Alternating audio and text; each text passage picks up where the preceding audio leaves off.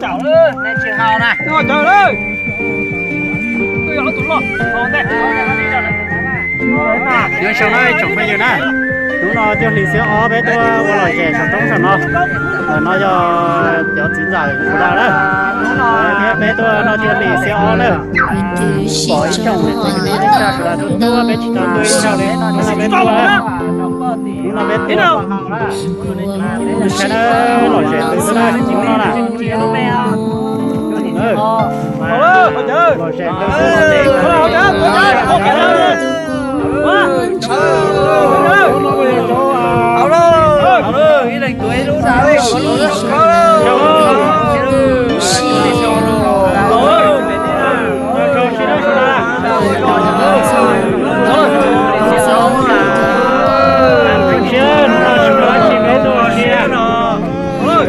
trong có xía đó là thôi có xía chả một đây cha đâu đây còn xía nữa đâu có chuyện lúc đúng không là giờ chủ đây còn xía tới sau đây cho đâu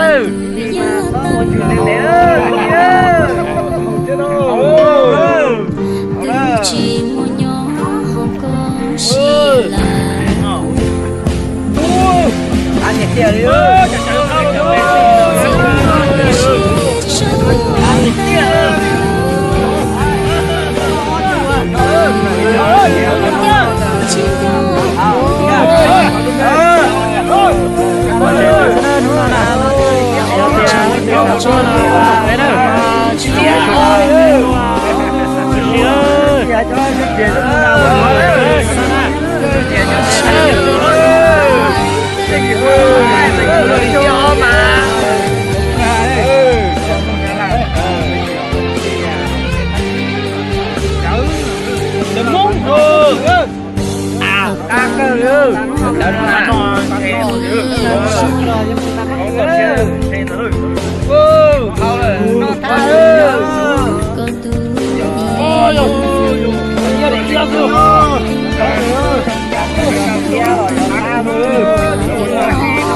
mua sủi nhà đó mua sủi tha mua bia mua gai xía nhớ kê cái gì mua là cái có ba chớ cáo nè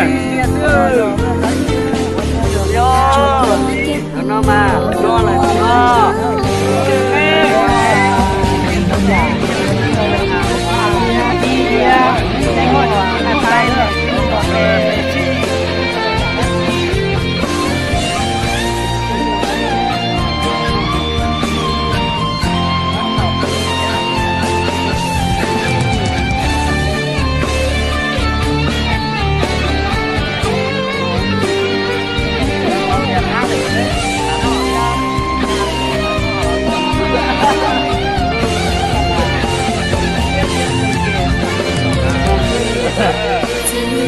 是chỗ ta những bao cái câu chuyện nhỏ là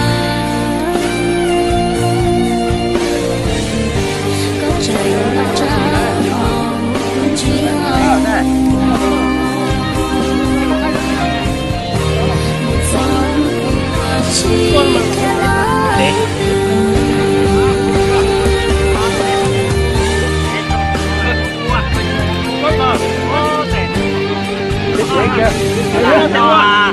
để đu là lạnh nó tụi mình anh cũng lưu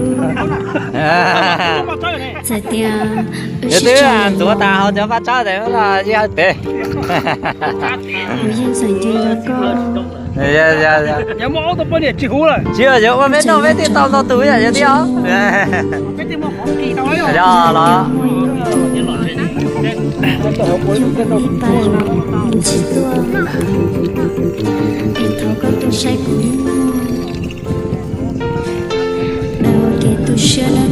ơi nhủ của hải thứ chán nên tao xin số tiền cho cảnh thế tiền à em số xin số vào tao đó nó tán nó cái con nó chúng coi giờ mà mất chụp điện cho tá còn rồi còn chi đâu. Chưa mà tỏ nó làm biệt thôi cho mà, tao làm biệt thôi nhá. Cả đó, nó sẽ tiền cũ à. Nhục của chúa tệ là thế. Có nhỏ kia mà.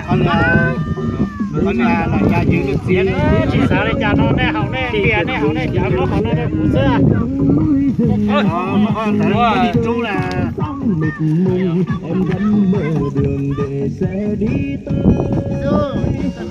đi chỗ khi mà